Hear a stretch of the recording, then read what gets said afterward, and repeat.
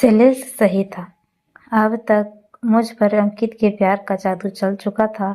मैं उसे एक तरफा प्यार तो करने ही लगी थी, और जब मैं उसके मोटरसाइकिल पर बैठी शहर की सैर करती, तब मुझे अपने भाई के पर गर्व होता था। अंकित मुझे डिस्को सिनेमा और अपने दोस्तों की पार्टियों में भी ले जाने लगा था। पता नहीं भरी भीड़ में सबसे हटकर मेरी निगाह उस अजीब पर कैसे पड़ गई। बस स्टैंड पर कुछ स्कूली बच्चों के अलावा 2-4 ही लोग रहते थे। मई की उस दोपहरी में बस सबसे अलग कुछ परेशान सा अपने बस के इंतजार में खड़ा था। मैंने अजनबी शहर के भीड़ भरे माहौल से चेहरे पर तैरते परेशानी के भाव को छुपाते हुए उस सीधे साधे आदमी को अपना पता दिखाया। जवाब में उसने उस जगह आने जाने वाली बस का नंबर और नाम बता दिया। करीब 10 मिनट में इंतजार करती रहती थी। मैं इन 10 मिनटों में उसके मेरे बेचैनी, घबराहट और हल्के से डर को मेरे चेहरे पर पढ़ लिया था। वो समझ चुका था कि मैं इस शहर में नई हूँ। जाने कब वो मेरा करीब आ गया और क्षमा मांगते हुए मुझसे जानना चाहा कि मैं कहाँ से आई हूँ और कहाँ जाना है मुझे। मैं उस पर गुस्सा तो बहुत आया कि मेरे पर्सनल मामले में धीरे धीरे दखल अंदाजी करना चाह रहा था वह, लेकिन उस शांत और निर्मल चेहरे को देखकर मैं सच्चाई के अलावा कुछ भी बयान नहीं कर पाई थी।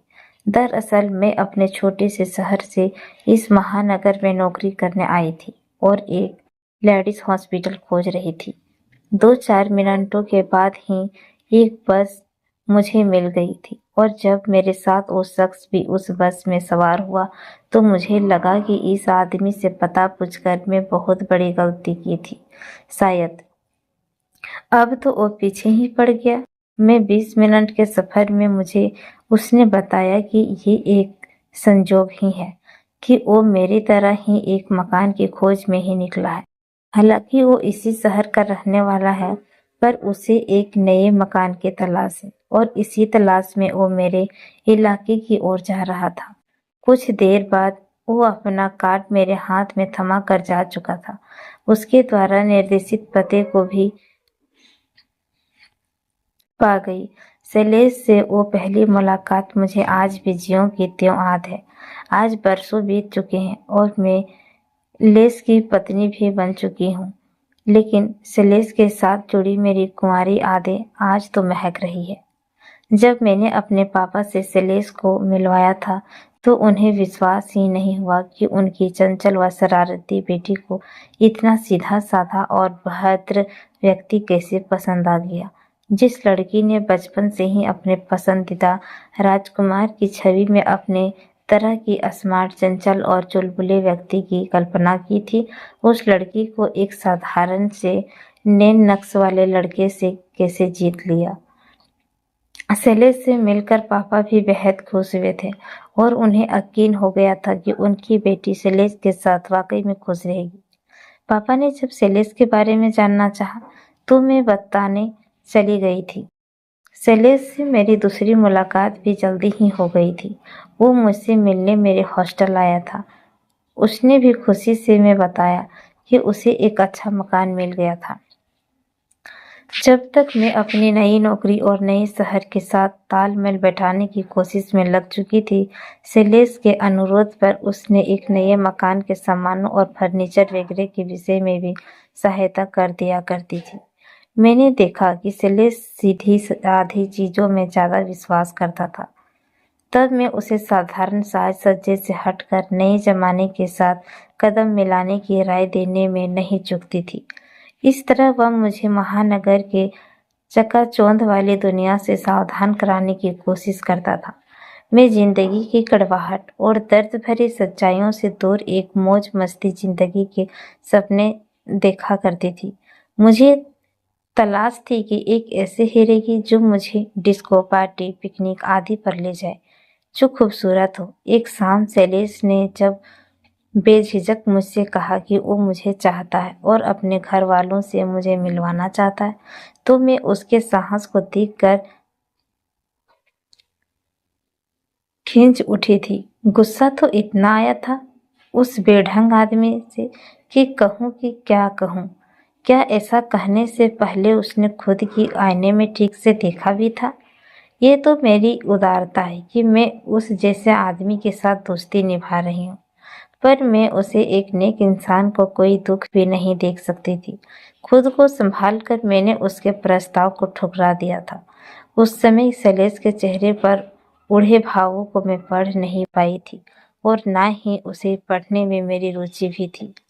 मेरी सारी स्तुति ने मुझसे कहा था कि शैलेश मुझे बहुत प्यार करता है, पर उसका प्यार मेरे लिए कोई मायने नहीं रखता था। अब मैं उससे तरकाने की भी लगी थी। एक बार शैलेश ने किसी काम से मुझे अपने दफ्तर बुलाया था, पर मैं पहुंच नहीं पाई।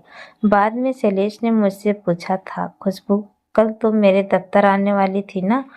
मैं सारे दिन तुम्हारा इंतजार करता था और शाम को तुम्हारे हॉस्टल में भी फोन किया था। तब स्तुति ने बताया कि तुम किसी अंकित के साथ कहीं बाहर गई थी। वैसे कौन है वे अंकित? शैलेश के सहजे में एक अधिकार और प्यार की झलक स्पष्ट थी और मैं इससे चिढ़ गई। क्यों, अब क्या कहीं किसी के साथ जाने के लिए भी तुम्हारी अनुमति लेनी पड़ेगी? शैलेश को मेरी इस रुखाई से बुरा तो जरूर लगा था। मुझे लगा था कि मुझे मनाएगा, लेकिन वो मिट्टी का माधव कुछ ना कह सका। वो मेरी समझ से परे था।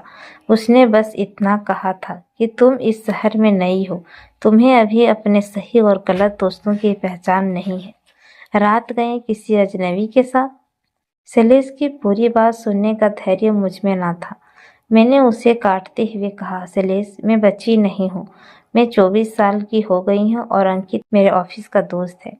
शैलेश ने मुझे समझाते हुए फिर आगे कहा, तुम अंकित को ऑफिस के एक दोस्त के रूप में ही तो जानती हो ना, और तुम उस पर इतना विश्वास करने लगी हो कि देर रात डिस्को में उसके साथ बिताओ।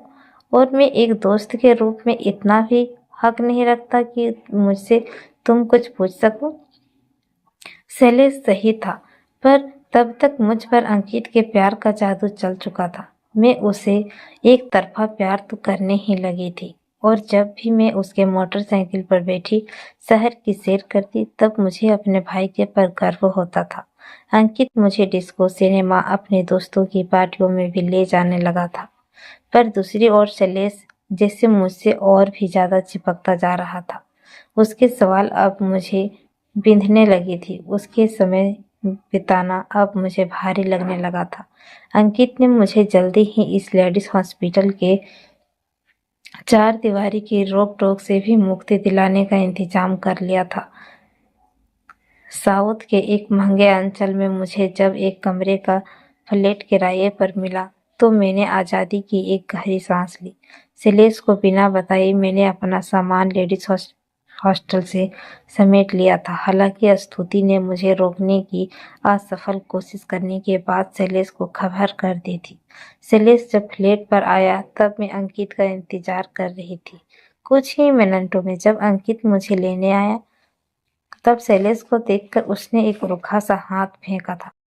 मैं अंकित के सामने शर्मिंदा हो रही थी कि कहीं वो शैलेश को मेरे दोस्त के रूप में देखकर वेरी पुअर टेस्ट न कह दे।